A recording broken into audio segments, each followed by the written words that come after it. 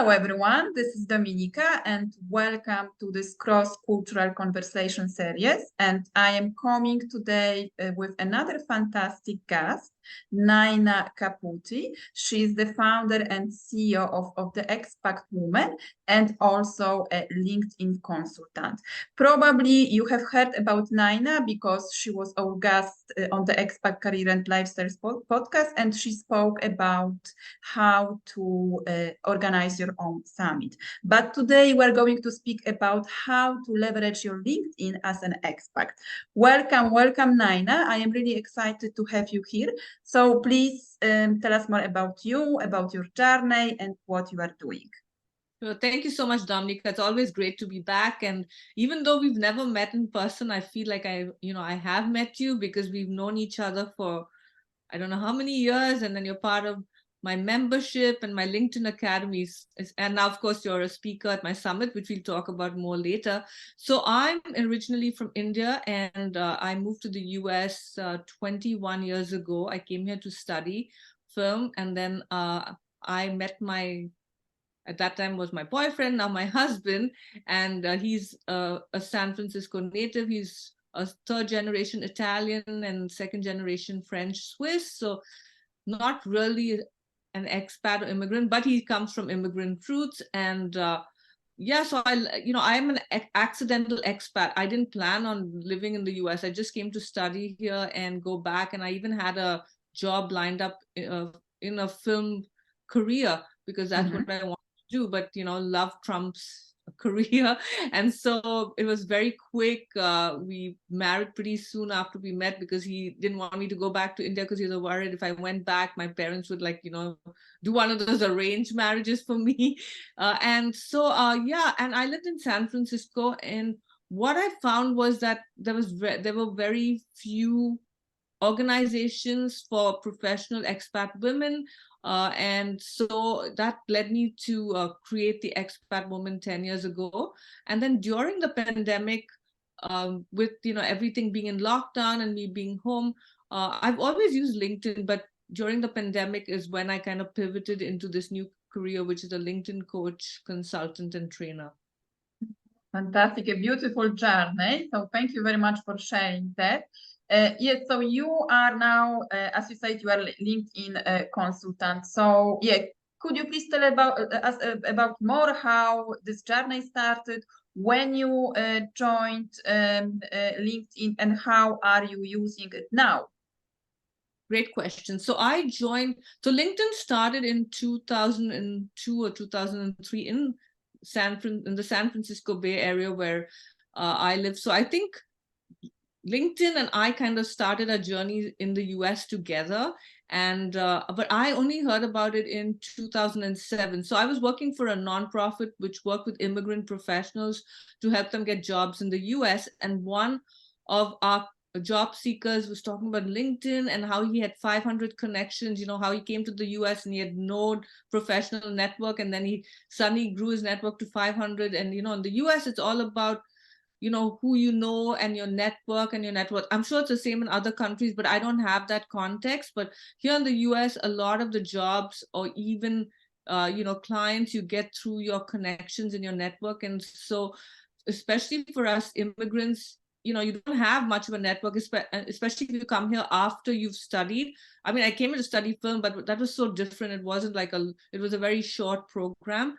And I didn't have much of a professional network. So I joined LinkedIn in 2007. It was more really to just park your resume and you just send requests to everyone. There was no today it's so strategic and it's really encouraged us to be more creative. But before I founded the Expat Woman, I made a documentary film on gender violence in India with my husband, who's also a filmmaker, and we shot in India, in the Indian diaspora in Canada and the US. And I started building my network then.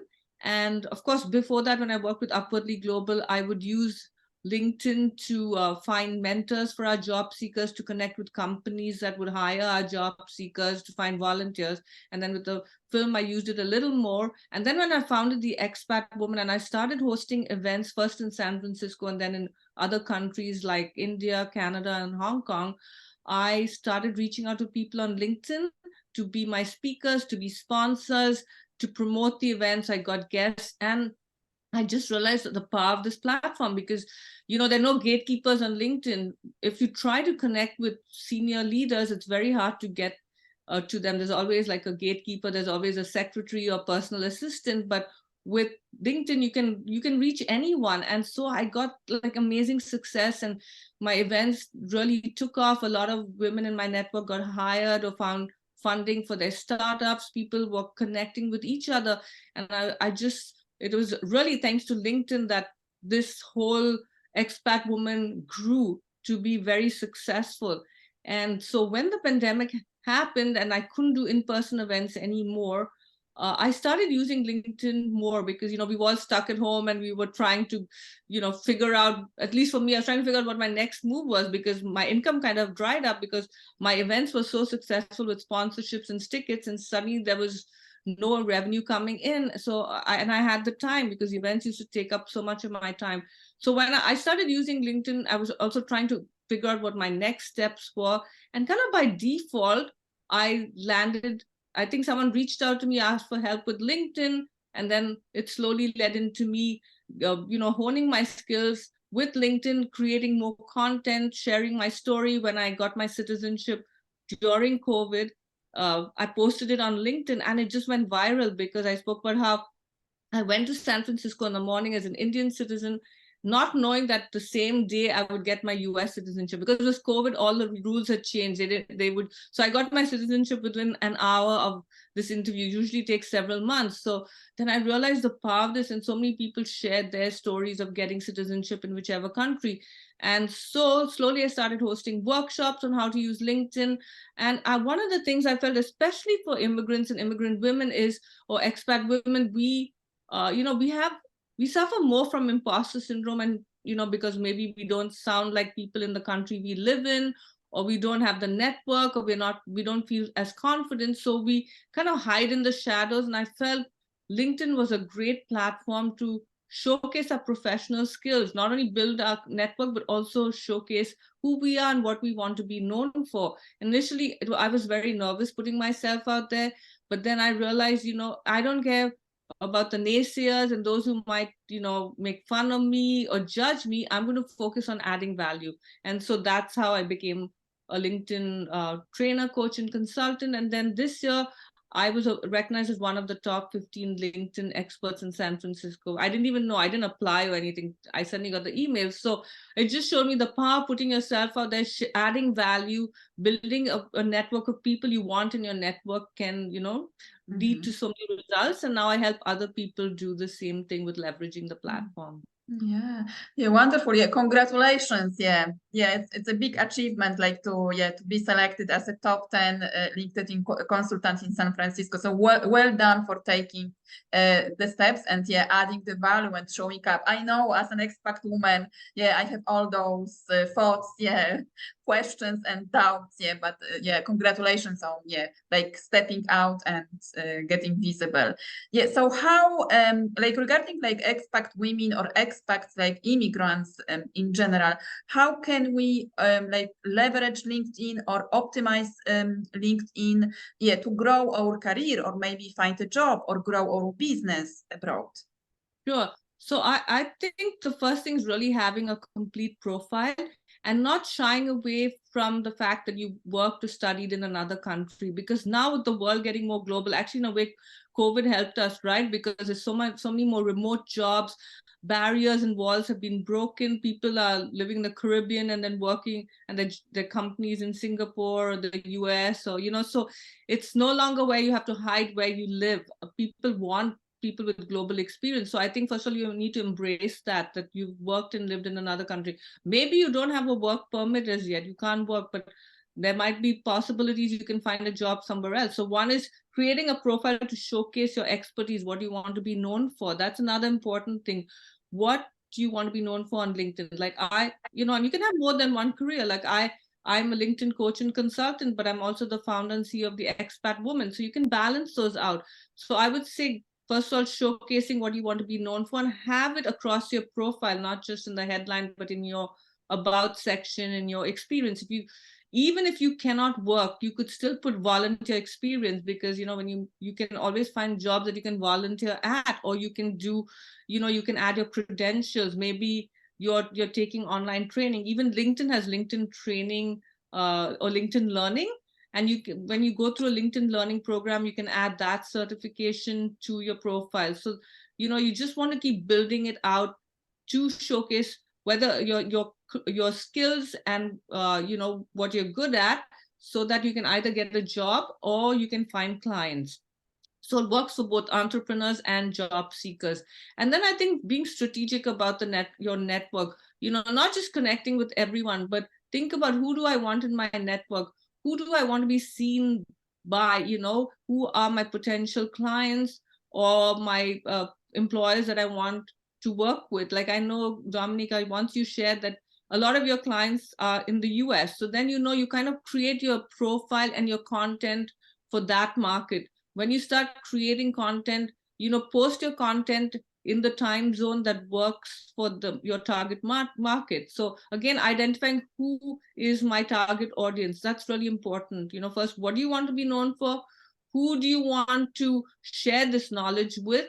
And then what are your goals on LinkedIn? What are you there to achieve? Maybe you can't work right now, so you just want to start building this network, so when you're ready to work, or when you are ready to start your business, you already have it. Many of us wait till we have a job, and then we start, not have a job, till we get that green card or work permit or whatever, residency, and then we start hustling. But be strategic. Some people even do it before they move to the country. I mean, I know there's some people who have such a clear goal. I'm going to move to this country. These are the people I want to connect with. This is the employer I want to work with, or this is the kind of business I want to start, and they do it even before that. And then add your languages. I think being bilingual or multilingual is so important. And LinkedIn also lets you do your profile, create a profile in different languages, so you can also do that. And I'd say, don't let imposter syndrome, the fear of being judged, stop you from putting yourself out there in LinkedIn. There are 950 million people on LinkedIn. Actually, there are 985. I think LinkedIn released the latest numbers maybe yesterday, day before, and only 1 to 3% are active on the platform. So if you want to stand out, especially as an immigrant, you want to stand out from everyone else, start putting yourself out there, and don't worry about what people will say. Even if one person can benefit from what you have to share, it helps you build your self-esteem, and it helps you feel motivated and empowered as well. Because I know for many of us expats, when we move to another country, there's a huge sense of loss. Like, we've lost our friends, our family, our profession. A lot of people identify you by what you do, right? When I first came to the US and I'd go to a party, people would ask me, so what do you do, right? Not where you're from, but what do you do? And I didn't have a job, so I didn't know what to say. But I forgot my train of thought. I'm like rambling, but that's why it's very important to know what you want to be known for. Maybe you don't have that job right now, but you can still share. Maybe you want to be a data scientist. So you start, because I know someone who wanted to be a data scientist, and she started sharing content about data science, her own findings. She started sharing blog posts and content created by other people, and adding her insights to it. And slowly, when people thought of her, they thought of a data scientist. And she finally got a job with I think either Apple or Meta, Facebook. So it's about being being strategic, and yeah, again, it's all about what you want to be known for and what your goals are. Yeah. So like, regarding like growing your network and making making connections, so how to connect with people, like sending a messages, how to like find the people that you want to be connected with. So what are like the, let's say, I don't know, like rules to connect with people on LinkedIn? Great question again. So there are different rules. Like this is what I follow, but again, it's the way it works for me. If I meet someone at an event, or I hear someone's podcast, or I read a blog post, or I see their content on LinkedIn, or we both attended some virtual event together, and I look at their profiles, and I want to have this person in my network, I'll send them a message saying, hey, I heard your podcast, was so inspired. So something very specific. Or if I see their profile and something stands out, then I send them a personalized message. But in other cases, I don't send a message. I just connect with them, because my profile is so optimized and has everything I do. So I feel they can check my profile, and it says what I do. There's nothing fake about it. And then, it's like my billboard. It's like my personal brand. So they can check my profile and then decide if they want to join or not. Because I get so many people sending me a message saying, hey, we both have someone, a mutual connection, or something, but I love that you're LinkedIn coach. And then when I connect with them, then the next thing they do is send me like a sales pitch, right?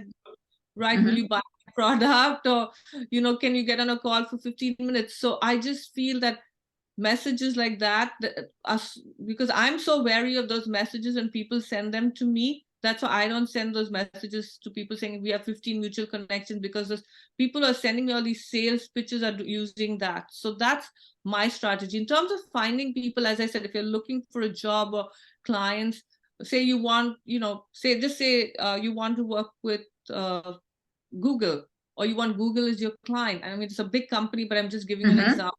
You go to the company page on LinkedIn and you look at, you start commenting on their posts. You look at people, maybe you want to work in the HR department, then you look at who works in HR on Google, and then start seeing who's active on the platform. Start commenting on their posts, sharing their posts, get them to notice you.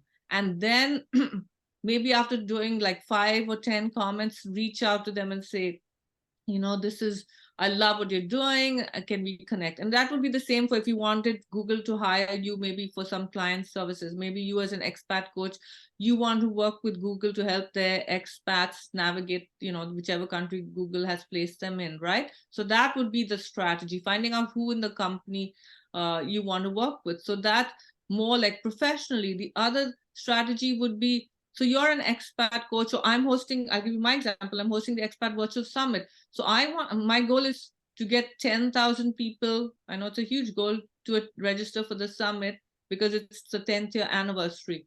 So how can I get those people? I connect with other expats who have a large expat audience, or who are posting about, on topics about expats, right? So expat coaches, global mobility experts, relocation experts, all those. So I search by their name on LinkedIn, like I'll put in like expat coach, and they all show up. Then I'll see what they say. If they're active on LinkedIn, I might comment. Others, I'll just send them a connection request. I also see who they're connected to, or who is commenting on their post. So someone does a post and I look in the comments, I'll say who was there, then I'll check out their profile. And then that's why I come back again to how important a profile is. If your profile doesn't say what you do, people are not going to connect with you. So that's the other strategy. And then LinkedIn gives you suggestions as well on who to connect with. Now you can also, initially when you come to a country and you feel like you don't have a network, you can also connect with people you went to school with, college with, people you worked with in the country you were in before you moved to that country. You can just go to the university name or school name or organization or company and see who was there and connect with them, because sometimes it helps to also have that network. Not every connection has to be a target audience. Sometimes you can be strategic, because maybe someone you went to university with maybe at some point can connect you with someone, or just kind of be your cheerleader and help continue that professional relationship. Yeah, fantastic. Yeah. So there are, like always, research, your connections, or the companies that you want to, like, what is your goal, on LinkedIn. Yeah, fantastic. So do you think, like, for example, when moving to a new country, it's like, I don't know if like to adapt your profile, like to the country that you are moving to, like the differences, like the cultural differences. What do you think about that? I like that question. I think you need to adapt it a bit based on, that's again, it's your goal. If you want to work in that country, then you might have to tweak it a bit and see, for instance, the US is all about right? It's like in India, we always said we did this, you never spoke about yourself. And in the US, all about that personal brand. And, it's a little hard for many of us immigrants to do it. And even in interviews, when I was working with immigrant professionals, we had to train them in saying, I, accomplished this project. I Yeah. brought in that much revenue, right? So in the US, it's more like that kind of culture. So then you would tweak your resume, not your resume, but your LinkedIn profile, so that it depends on the culture, the content depends on who your target audience is, right? If you're looking for a remote job, then you need to kind of change it to that, because you want to say that you're a digital nomad. So again, it all boils down to your goal and who your target audience is. That will help you decide on how you want to create your LinkedIn profile. So if that doesn't matter, or it doesn't matter where in the world you're, because you have like an international what's the word, career, then you won't really tweak it. But if you say, I mean, because I live in the US, and people are looking for jobs in the US, only US clients might have to change it, and even the language, make it sound more American. And Yeah. that's easy, and now with Chat GPT and stuff, you can even say, write my about section in a more American tone, again, copy and paste Chat GPT, but use it for suggestions, to get around creating stuff that will work for the country that you want to target. Yeah, it's like about the communication style, no? Yeah, like how people communicate. And that's true because so I am like originally from Poland, and I work in Italy also and in the UK. And for me it was like hard at the beginning, like to speak about myself and about my achievements, like to put my achievements on my LinkedIn profile. I was like, oh my God, what people are going like to think about me, that this woman is like crazy. No, but it's normal. Yeah, people, they want to see what can you do for them, no, what value are you bringing to the company, or to the business. So don't be shy. Yeah, Exactly. I like what you just said, because I forgot to mention that point, Dominica, but it's not about you, it's what can you do for the company or your client. So that's another thing I wanted to briefly share, and I'm glad you brought it up. Your LinkedIn profile should really about, I mean, you want to showcase your expertise, even though it's very hard for some of us. Like even, being one of the top 15 LinkedIn experts, it was hard for me to post that on LinkedIn, because it really, in India, it's considered showing off and bragging. Then you also think about it, that there may be people struggling to use LinkedIn, and then they see that you're one of the experts, and then they can reach out to you. So I feel also by us not sharing our accolades and our achievements and our wins, we make disservice to ourselves, but also disservice to someone who could benefit from our skills. But but I also, the LinkedIn, when you create your profile, your contents, always keep your target audience in mind. How can I help them? How can I simplify whatever challenges or hurdles they're facing? Not what can they do for me? Because like sometimes people reach out to you and say, can you find me a job, or can you but it shouldn't be like that. It's like, I can help your company achieve this. Okay, so that's what your profile and content should be about. So I'm glad you brought that up. Yeah, fantastic. Thank you for sharing that. So, like, what I know that now you are hosting the summit. So, could you please tell us more about this project, and how people can sign up and get in touch with you if they want to know more about, not only about the summit, but also about LinkedIn? Definitely. Thank you, Dominica. So first of all, Dominica is one of the speakers of the Expat Woman Virtual Summit. She's going to be speaking about how to become an expat coach, because I think there are many women who might be interested in becoming coaches, or just learning what that role is, especially when you move to another country and you've experienced it. But let me tell you about the Expat Woman Virtual Summit. So as I mentioned earlier, I'm the founder and CEO of the Expat Woman, which is a global platform to help women who've moved abroad find resources, connections, and support, so they can lead a fulfilled, happy, and successful life abroad. And this year makes the 10th anniversary of the Expat Woman. And so I decided to host this virtual summit to bring women together from across the globe, women experts like Dominica, and we have 17, 18 other amazing, incredible speakers who are providing support and guidance and expertise to women living abroad. So they're already established in different fields. We have women who are helping immigrants with finance and with finding jobs. And yesterday I interviewed Juanita, who was Mrs. Universe in this year actually, and she has her own international reality show showing how immigrants, survive the day-to-day challenges in life. So I mean, we have like a very impressive lineup of women, and as I said earlier, my goal is to bring 10,000 women together for this summit. It's free to register. Dominica, I think you will share the link, but I'll just very quickly share it. Mm-hmm. It's the Expat Woman. It's the expatwoman.com/summit 2023. So as I said, it's free to register. The summit from November 7th to November 9th. Every day we will have 5 to 6 presentations.